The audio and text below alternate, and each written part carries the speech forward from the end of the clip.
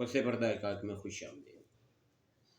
پاکستان میں جناب جو چل رہا ہے، جو کچھ ہو رہا ہے، اگر کوئی یہ سمجھتا ہے کہ یہ سیاسی جنگ ہے یا کوئی مذہبی جنگ ہے یا کوئی عوام کی فلاح کے لیے یہ جیلوں میں جا رہے ہیں اور مقدمات بھگت رہے ہیں، تو یہ غلط سوچ ہے۔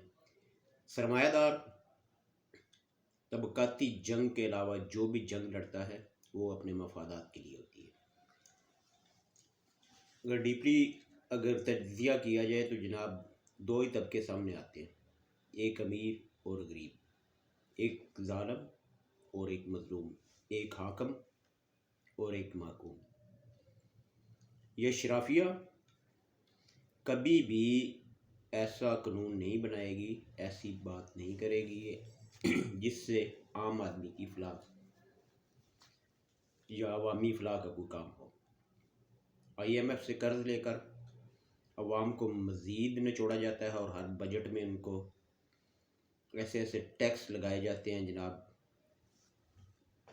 اور مزید IMF سے قسط لینے کے لیے شکنجہ اور ٹیٹ کیا جاتا ہے۔ اگر آپ یہ سمجھتے ہیں کہ آپ سرمایہ دار کو ووٹ دیں گے اور اقتدار میں جا کر وہ مزدور کے لیے کوئی نیا قانون بنائے گا اس کی فلاح کے لیے، یا جاگیردار کو ووٹ دیں گے تو وہ ہاری کے لیے اپنے جو ہے نا کھیتوں میں کام کرنے والے کسان کے لیے کوئی ووٹ دیں گے تو کوئی اچھا قانون بنائے گا، کوئی اس کی فلاح کے لیے کام کرے گا، تو یہ کام تو وہ اقتدار میں پہنچنے کے علاوہ بھی کر سکتا ہے، پہلے بھی کر سکتا ہے۔ ان کی اپنی فیکٹریاں ہیں، اپنی ملیں ہیں اور اپنے سینکڑوں کلومیٹر لمبی جگیریں ہیں جن میں کام کرنے والے ورکر ان کے اپنے زیر نگرانی ہیں۔ جب ان کو وہ حقوق نہیں دے سکتے تو ہم انہی کو ووٹ دے گا اقتدار میں لاتے ہیں کہ عام عوام کے لیے وہ قانون بنائیں اور عام عوام کی سہولت کے لیے کام کریں۔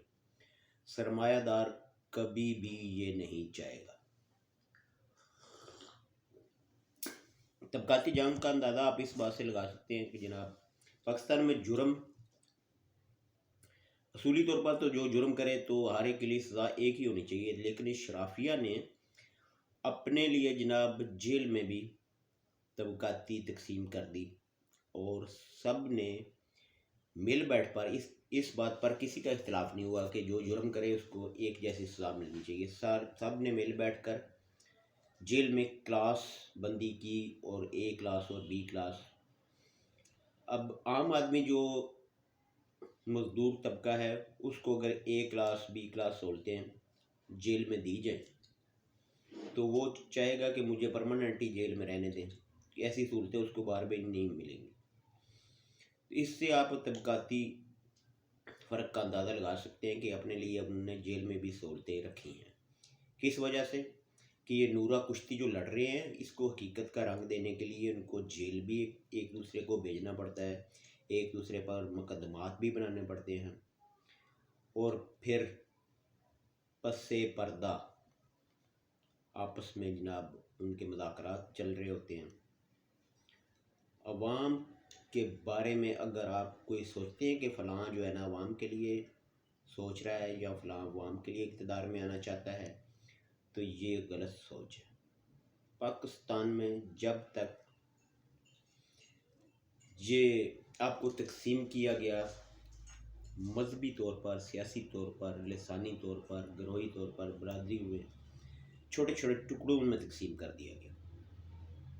پہلے جناب دو جماعتی نظام تھا، دو جماعتیں تھیں، تو جب انہوں نے سارا کچھ دیکھ کر اندازہ لگایا کہ ڈیپ اسٹیٹ ایکٹر جو ہے نا یہ تو ہمیں یوز کر رہے ہیں، تو انہوں نے مساق جمہوریت کر لیا۔ تو مساق جمہوریت کے بعد انہوں نے تیسری قوت کو میدان میں لانے کا فیصلہ کیا۔ اب تیسری قوت کے مات کھانے کے بعد، بلکہ ان کو خود ہی آنکھیں دکھا رہی ہے، تو اس کو بعد انہوں نے کوئی نیا سیاسی ایجنڈا شو کرنے کا فیصلہ کیا ہے۔ اب جو کچھ بھی ہو رہا ہے اختیارات کی آپس میں کی تقسیم پر جھگڑا ہے۔ یہ غریب عوام کے لیے اگر کوئی سوچتا ہے کہ یہ ہمارے لیے آپس میں جو ہے نا لڑ رہے ہیں، جھگڑ رہے ہیں، ایک دوسرے پر مقدمات بنا رہے ہیں، یہ ہو نہیں سکتا۔ پاکستان میں جب تک طبقاتی جنگ نہیں ہوگی کوئی انقلاب نہیں آنے والا۔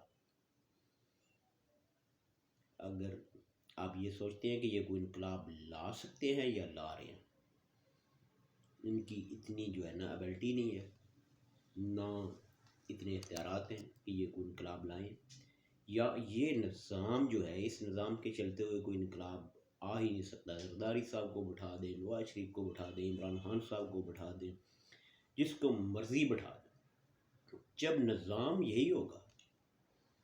اب یہ گاڑی جو ہے نا وہ 100 کلومیٹر فی گھنٹہ کی رفتار سے دوڑتی ہے، ان کی پاور ہی اتنی ہے، تو ڈرائیور جو بھی ہو تو وہ اتنا ہی چلے گی۔ طبقاتی جو جنگ ہے یا جو طبقاتی تفریق ہے، اس کے بارے میں مزید سوچنے کی ضرورت ہے کہ ہماری سوچ کو کس طرح ہیک کیا گیا ہے، ہمیں وہ چیزیں سوچنے پر مجبور کر دیا گیا ہے ہمارے ذہن سازی کر کے جو ہمارے متعلق ہی نہیں ہے۔ میں پھر جو ہے انہیں مذہبی اور سیاسی جواز بنا کر جناب مزید قوانین بنائے جاتے ہیں، جس سے غریب عوام کو مزید لوٹا جاتا ہے۔ اب ایک عام مزدور اگر کوئی کھانے پینے کی چیز لیتا ہے تو وہ بھی اتنے ٹیکس ادا کرتا ہے۔ اگر کوئی بزنس ٹائکون یا گریڈ 22 کا افسر وہ چیز خریدتا ہے تو اس کو بھی سیل ٹیکس اتنا ہی دینا پڑتا ہے۔ یہ سراسر زیادتی والی بات ہے۔ میرے خیال میں یہ ٹیکس جو ہے نا صرف اس بندے پر لاگو ہو جو ٹیکس کے نیٹ میں آتا ہے، جس کی انکم اتنی ہے وہ ٹیکس اس کو دینا چاہیے۔